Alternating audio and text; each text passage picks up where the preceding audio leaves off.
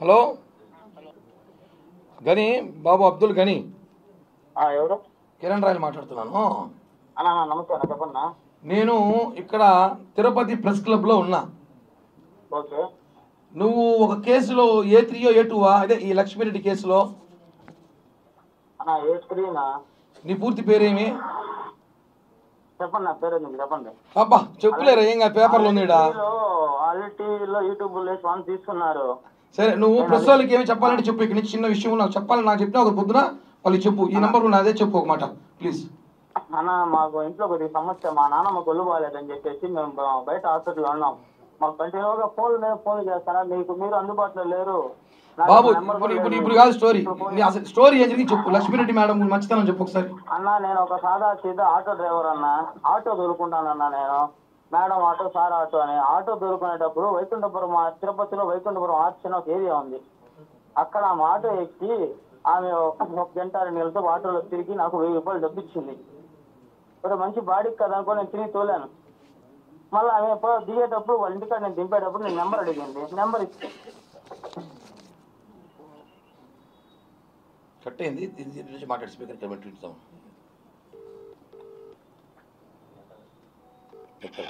చెప్పు చెప్పు చెప్పు.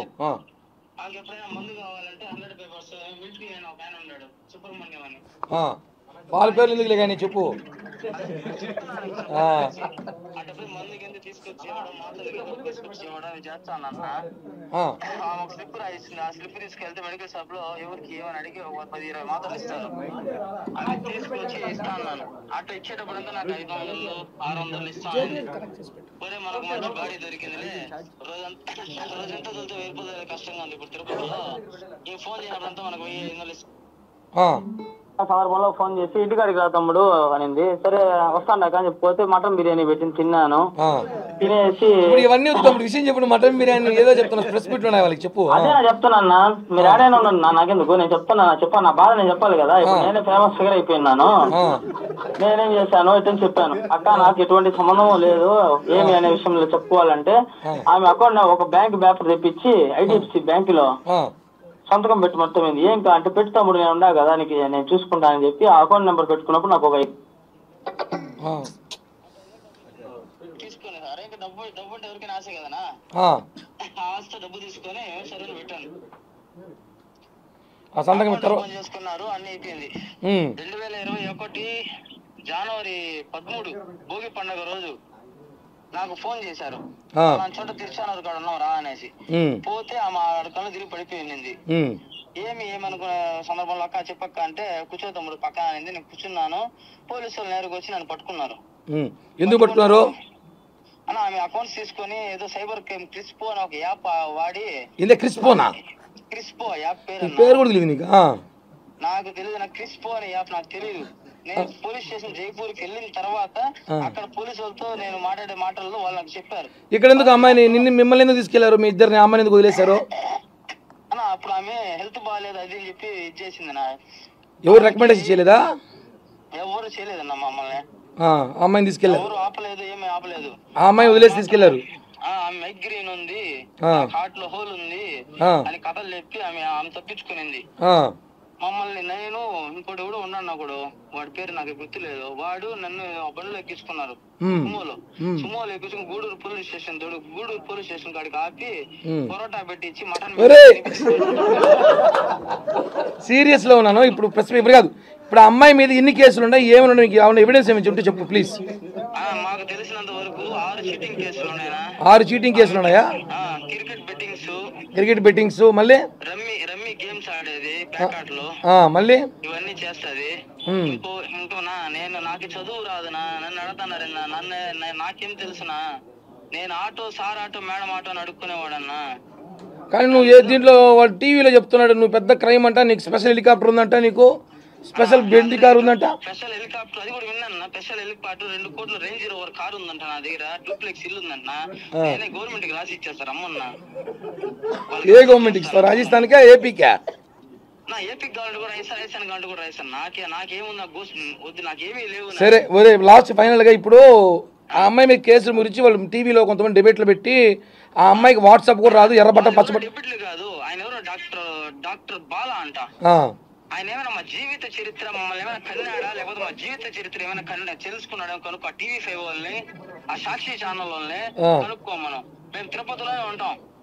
ఇప్పుడు అమ్మాయికి ఎన్ని అకౌంట్లు బ్యాంకులో మెయింటైన్ చేసి చెప్పి ఇందాక చెప్పావు, ఏదో ఎవరికో చెప్తున్నావు. ఎన్ని బ్యాంక్ అకౌంట్లు ఉన్నాయి అమ్మాయికి? నా 27 బ్యాంకుల్లో అకౌంట్లు ఉన్నాయి ఆమెకి. నన్ను నేను కారు కూడా తోలుతానని చెప్తే ఆమె ఒక ఆడి కారు ఉంది.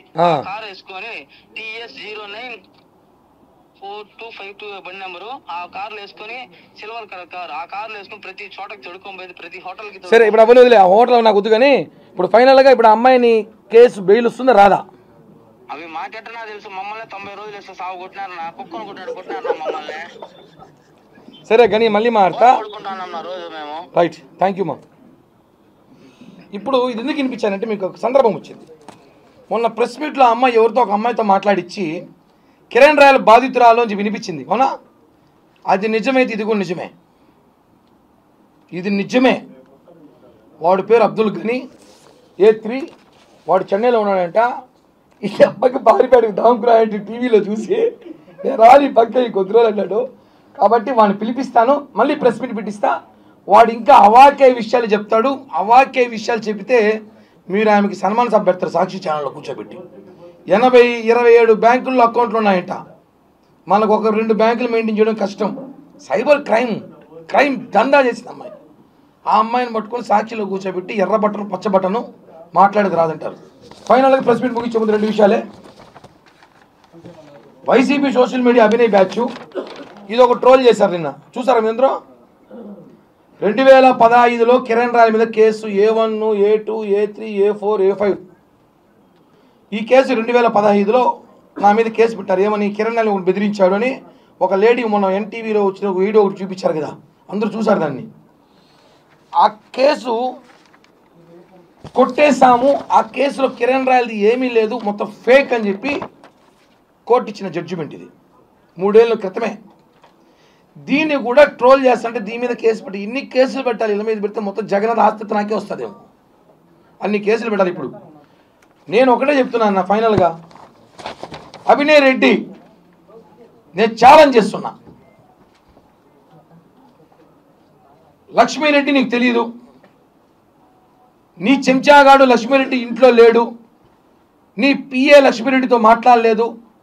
మొన్న ఏదైతే చిట్టిరెడ్డి విషయం ఎత్తుకున్నాక భారతీరెడ్డి నుంచి మీకు ముటకేలు పన్నాక మీరు సీరియస్గా తీసుకొని కిరణ్ రాయల్ ఏదో చేయాలన్నప్పుడు ఆ అమ్మాయిని తీసుకొచ్చి సీన్లో పెట్టి కథ నడిపారని చెప్పి దేశమంతా తెలుసు. మీ సాక్షి టీవీ, వైసీపీ సోషల్ మీడియా తప్ప వాళ్ళకి కూడా తెలుసు. తప్పదు, డిజిటల్ తీసుకుంటున్నారు కదా, 100 కోట్లు ఖర్చు పెట్టాలి నా మీద, పెట్టాలి కదా. మాత్రం ఒకటే, నీకు తెలియదని చెప్పి కాణిపాకంకి వచ్చి రేపు సాయంత్రం 5 గంటల లోపల లక్ష్మీరెడ్డి నన్ను కలవలేదు, నాకు తెలీదు, నా తేడాగాడు నాకు చెప్పలేదు, వాడు కూడా సంబంధం లేదు ఒట్టేస్తే నేను ఈ తిరుపతిలో బతుకున్నంత రోజులు భూమన కరుణాకర్ రెడ్డికి భూమన అభినవ్ ఒక్క మాటగా మాట్లాడను. తిరుపతి రాజకీయాలు ఉన్న రోజు వాళ్ళ కుటుంబాన్ని ఒక్క మాట కూడా మాట్లాడను. కాణిపాకంకి వచ్చి అభినయ్ రెడ్డి ఒట్టేయమని చెప్పండి. లక్ష్మీ సంబంధం, నా మ్యాటర్ నా సంబంధం లేదు, వైఎస్ఆర్ కాంగ్రెస్ పార్టీ సంబంధం లేదు, ఆ అమ్మాయి రాగానే వైఎస్ఆర్ కాంగ్రెస్ పార్టీ దాన్ని టేకప్ చేశాం మేము అని చెప్పమని చెప్పండి. వదిలేస్తా, నేను ఒట్టేస్తా. 1.5 సంవత్సరంగా మీరు దీన్ని నెట్వర్క్ చేశారని చెప్పి నేను ఒట్టేస్తా.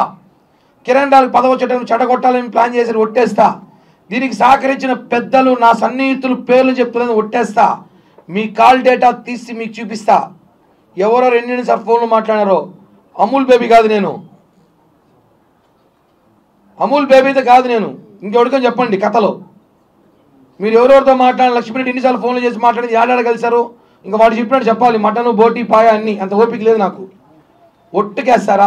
సరే, మీకు దేవుడి మీద నమ్మకం లేదు, అభినయ్ రెడ్డికి కరుణాకర్ రెడ్డి కుటుంబానికి నమ్మకం లేదు, సరే మీ కుమారుడి మీద ఒట్టేయండి, లేదా మీ తండ్రి గారి మీద ఒట్టేయండి. మా తండ్రి మీద ఒట్టు